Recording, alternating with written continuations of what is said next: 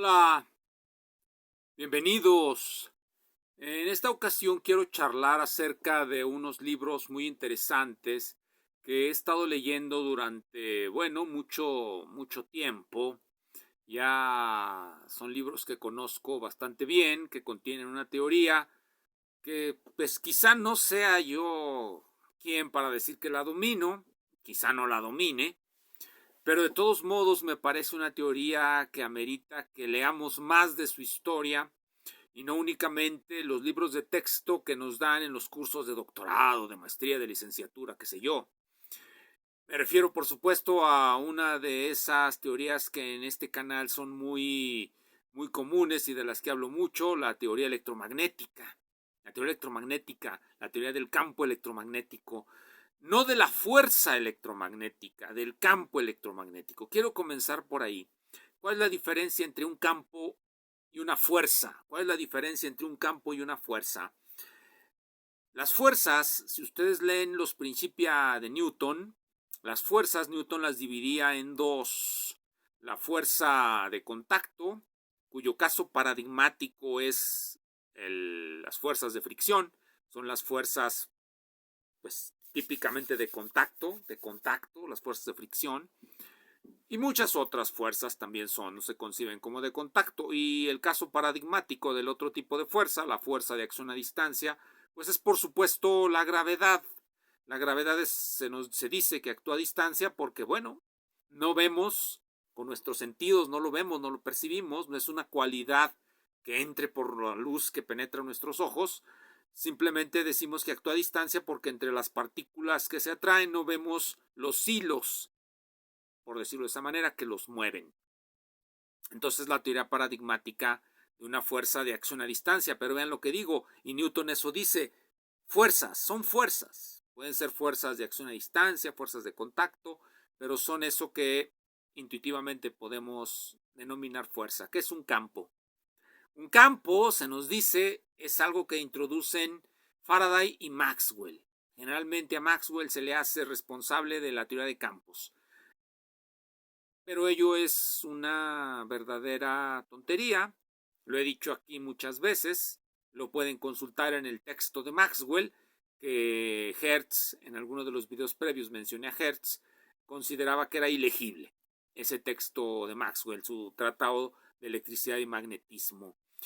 Hoy quiero volver sobre estos temas, sobre todo el tema del éter, y quiero comenzar recomendando un libro no muy viejo, en donde el éter no se menciona, pero que considero interesante referirme a este libro por su interés intrínseco para cualquier estudiante de teoría electromagnética. Y este es un libro de texto para gente que todavía no pasa de la licenciatura, es para no graduados, que se llama Radiación y Óptica. Radiación y Óptica de John Stone. Radiación y Óptica de John Stone. Radiación y Óptica de John Stone. Una introducción a la teoría clásica. Una introducción a la teoría clásica. Hay un nombre equívoco. ¿Cuál teoría clásica? Este libro es de 1963 por la editorial McGraw-Hill y está dedicado a la memoria de Francis Jenkins. Este libro, como su título lo dice, va a hablar de la radiación electromagnética y una parte del espectro de la radiación electromagnética cae dentro de lo que se denomina óptica. Sabemos mucho de esa parte del espectro, o se sabe mucho de esa parte del espectro que cae bajo la óptica, lo que vemos con nuestros ojos. Eso sí lo percibimos, los fenómenos ópticos. La parte esa sí la conocemos más o menos. Dice aquí, el propósito de este libro es hacer disponible para los no graduados, en sus propios términos, una parte sustancial de la teoría clásica de la radiación y la óptica. Una parte sustancial de la teoría clásica de la radiación y la óptica. ¿Qué parte sí deja y qué parte no entra? ¿Cuál es la parte sustancial que sí va a quedar aquí en la teoría de la óptica y cuál es la que no va a quedar aquí? Aunque quizá la mayoría de los físicos no lo dicen, para ellos una teoría es un conjunto de ecuaciones. Hay varios sentidos en el que los físicos consideran una teoría. Vamos, pensemos en las teorías de campos. que todavía no les digo que es un campo.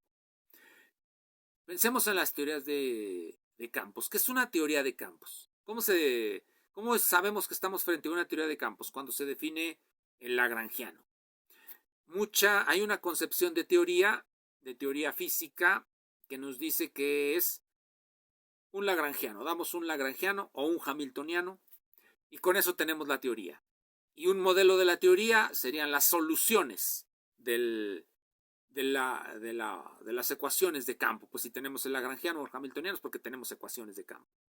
Entonces eso muchas veces se entiende por teoría. En ese sentido se usa. Tenemos una teoría cuando damos un lagrangiano. Y tenemos un modelo de esa teoría cuando conocemos la solución. Pero hay otro sentido de teoría. Otro. ¿Cuál es? Cuando definimos una teoría, cuando definimos una clase de hamiltonianos o de lagrangianos. Una clase. Y tenemos un modelo de la teoría cuando de esa clase de lagrangianos o hamiltonianos cogemos uno. Y generalmente se espera que una teoría lagrangiana sea equivalente a una teoría hamiltoniana, lo cual es a veces un poco difícil de creer, pero bueno, eso se estila decir que son equivalentes a través de una transformación de Legendre. Que sea así o que no sea así, bueno, eso no lo voy a discutir ahora. Simplemente les comento lo que algunos consideran como una teoría. Y Hertz estaría de acuerdo. Hertz estaría de acuerdo. Es la concepción que Hertz establece en aquel libro que les mencioné sobre sus artículos sobre ondas eléctricas. ¿Qué es la teoría de Maxwell para Hertz? Bueno, las ecuaciones de Maxwell. ¿Qué es la teoría para un físico? Bueno, el lagrangiano y sus ecuaciones de campo. Su modelo es la solución de esas ecuaciones de campo. Bien, volvamos con el señor Stone, la teoría clásica. Quiere hacer una parte sustancial de la teoría clásica disponible a los no graduados. ¿Y qué va a entender él por teoría clásica? Bueno, no nos lo va a decir nunca. Lo desprendemos de aquello que vemos. ¿Y qué es lo que vamos a ver aquí? Vamos a ver dos tipos de aproximaciones al vasto campo de la radiación y la óptica. Dos tipos de aproximaciones. La primera, la aproximación microscópica, va a utilizar las famosas ecuaciones microscópicas de Lorentz, que son las ecuaciones de Maxwell, en las que Lorentz añade un término muy famoso que se conoce como corriente de Rowland o de Rouland en francés. Esas son las ecuaciones microscópicas de Lorentz por un proceso de promediación de las ecuaciones microscópicas. Quizá se logre pasar a las ecuaciones de Maxwell. En algunos casos se logra, en otros casos no se logra. Pero eso es lo que va a tratar este libro. Primera parte, las ecuaciones microscópicas. Claro, viene una parte que es siempre, los primeros dos capítulos son de matemáticas, cálculo vectorial y ondas, la descripción mediante vectores de lo que son las ondas. Luego el capítulo 3, la descripción microscópica de la materia y las ecuaciones microscópicas de Maxwell. La descripción microscópica de la materia y las ecuaciones microscópicas de Maxwell. Las ecuaciones microscópicas de Maxwell las introdujo no Maxwell, sino Lorentz. Hendrik Lorentz. De hecho, aquí nos las va a poner, las ecuaciones. Es en la página 57. Escribe las ecuaciones microscópicas. Pero comete un pequeño desliz, porque aquí esto ya no es historia, coloca la corriente ahí, coloca la densidad de corriente ahí, la coloca. Pero no la coloca en la forma de Rowland, porque hoy día la forma de Rowland, la forma de la corriente Rowland ya es casi moneda corriente en todos lados. Si quieren ver dónde introduce Lorentz las ecuaciones microscópicas, pueden ver este libro. Es un libro que les recomiendo mucho. Este sí hace disponible no una parte sustancial, hace disponible la teoría clásica de la radiación y de la óptica a todo mundo.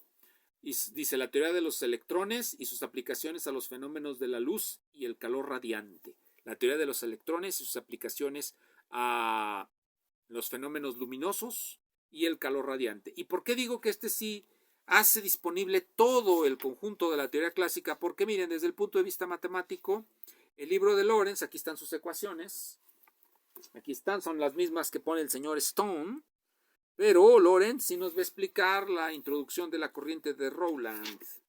la introducción de la corriente de Rowland, déjenme se las pongo aquí, también nos explica el proceso de promediación casi de una página a otra, pero lo que yo quiero poner aquí de resaltar, enfatizar, aquí están ya con la corriente de Rowland, aquí está la corriente de Rowland, perdón, aquí está, esa es, que es la velocidad multiplicada por la densidad. Bien, pero lo que quiero poner de manifiesto es que lo que va a omitir Stone y que sí va a poner Lorentz es el éter, el concepto de éter. Y es aquí donde viene la cuestión de lo que es un campo y de lo que es una fuerza. Miren, esto se puede explicar con una analogía muy sencilla.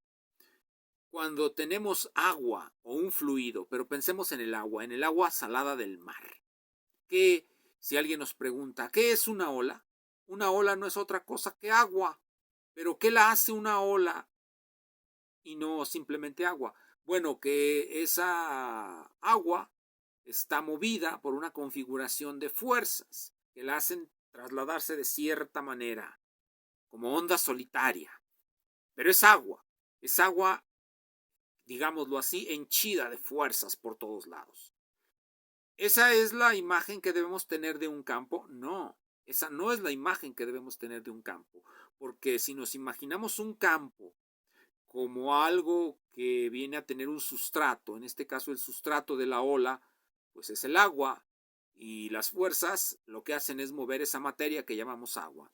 Hay algunos libros, por ejemplo Electrodinámica de A.O. Barut, Electrodinámica y Teoría Clásica de Campos y Partículas, en donde en el capítulo 3, que se llama Teoría Relativista de Campo, nos dice Introducción intuitiva a los campos.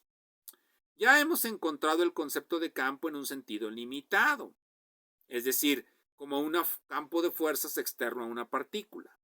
Hemos hablado de un escalar externo dado o de campos electromagnéticos que producen una acción a distancia sobre una partícula. Más fundamentalmente, un campo es un sistema mecánico por derecho propio. Eso es lo que nos va a decir que es un campo, pero luego va a ser una analogía. Nos va a decir, es un sistema que llena todo el espacio como un fluido y tiene realidad física. Es decir, nos está llevando por un camino equivocado, porque un campo no se debe de equiparar a un fluido. Un campo no es un fluido. Si nosotros equiparamos el campo al fluido, seguimos en el siglo XIX con la idea del éter. El éter es una analogía que se hace con eso que les comentaba, del agua y la ola. ¿Qué es la ola? Es pura agua. ¿Qué viene a ser un campo en esa idea de como si fuese un fluido? Pues un campo tendría por sustrato no el agua, sino un fluido llamado éter. Y ese es el problema. El siglo XX elimina el concepto de éter, elimina la analogía tan típica del siglo XIX entre los fenómenos luminosos y los fenómenos mecánicos. Maxwell todavía creía que la luz era un fenómeno mecánico, una onda de tensión en el éter, pero Einstein ya no creía eso.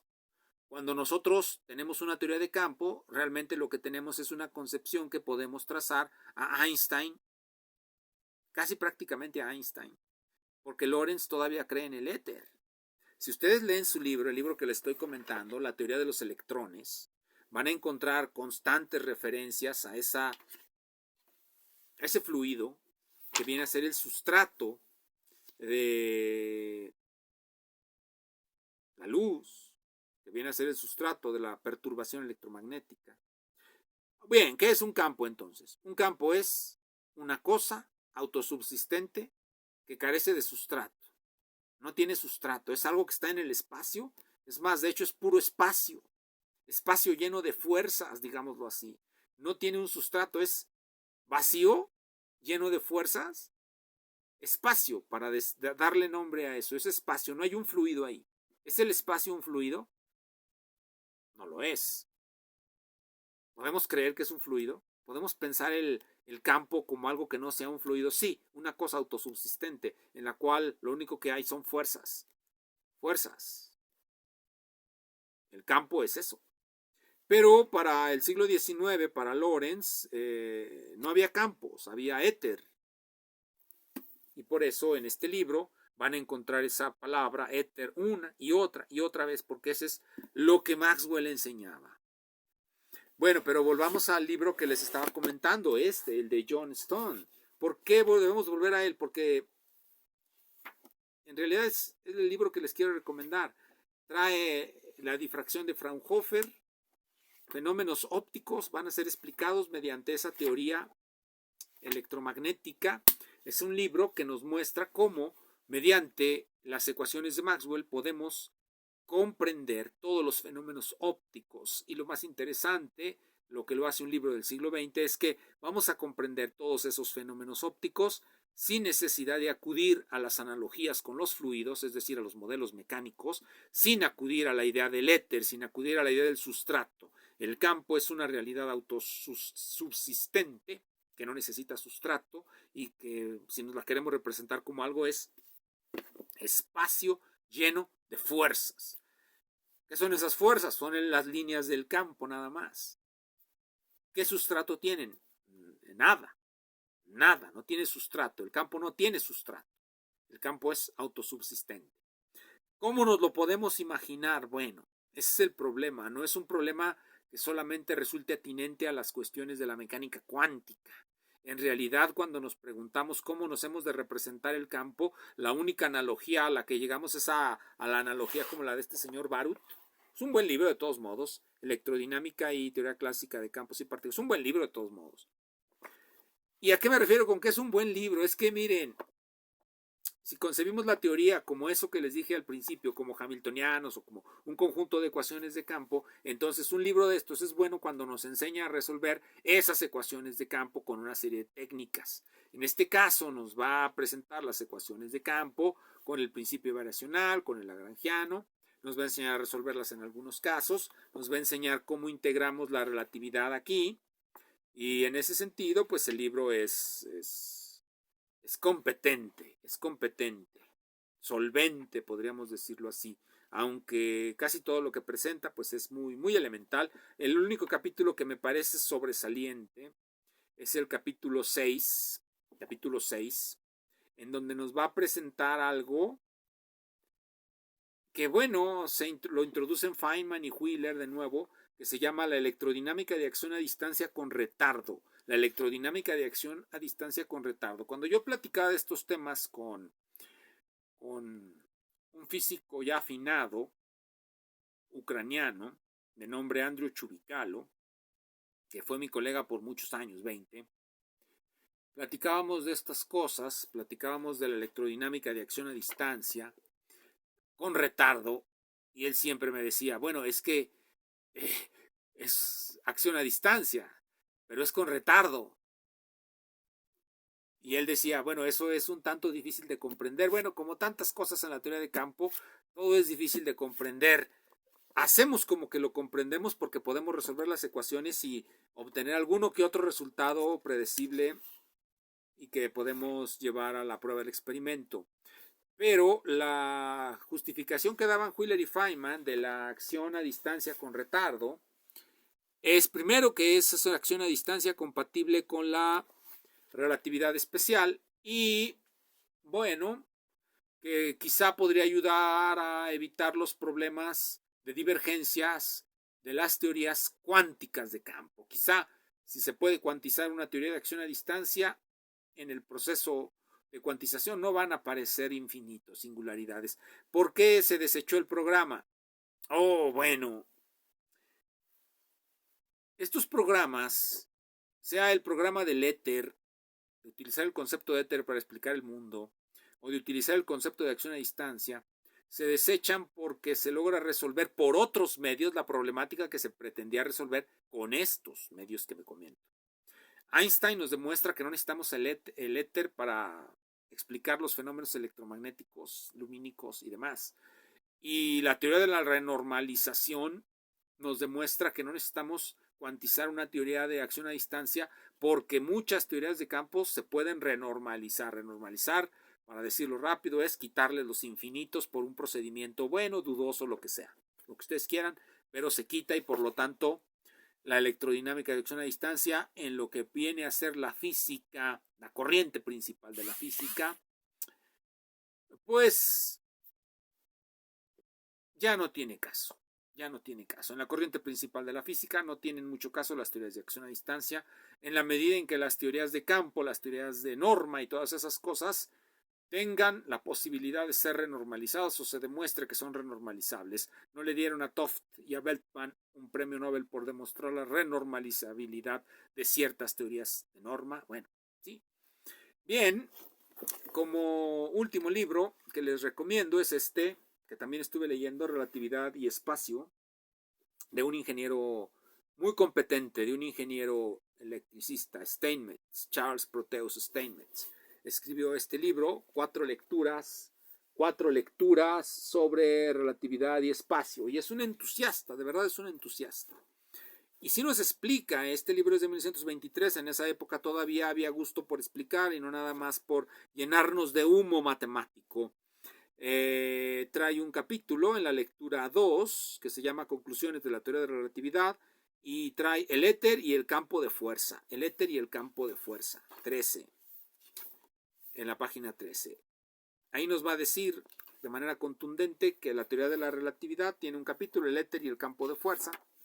Y nos va a decir, ya aquí por el final, la concepción del éter es una de esas hipótesis insostenibles que se han hecho o que se han utilizado para explicar alguna dificultad que surge durante el proceso de construcción de teorías. Sin embargo, su conclusión final es que pues el éter no existe.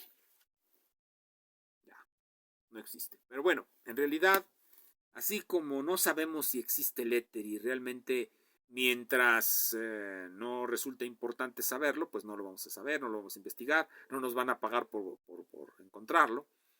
Tampoco es muy importante saber si hay o no hay acción a distancia, pues para construir muchas cosas no hace falta, basta con que sepamos renormalizar la teoría y eso algún éxito ha de haber tenido. Lo mismo la relatividad especial, bueno, puedes explicar todos los fenómenos ópticos sin necesidad del éter, bueno, nos evitamos la hipótesis, aunque realmente no sepamos qué es un campo. Como les dije, pues es nada más fuerza ahí en el espacio. Luego Einstein va a llevar esa idea del campo hasta el campo métrico, al campo, a las componentes de la métrica, que también quedan determinadas por la distribución de masas en el espacio. Bueno, nos vemos en la siguiente. Disfruten sus lecturas.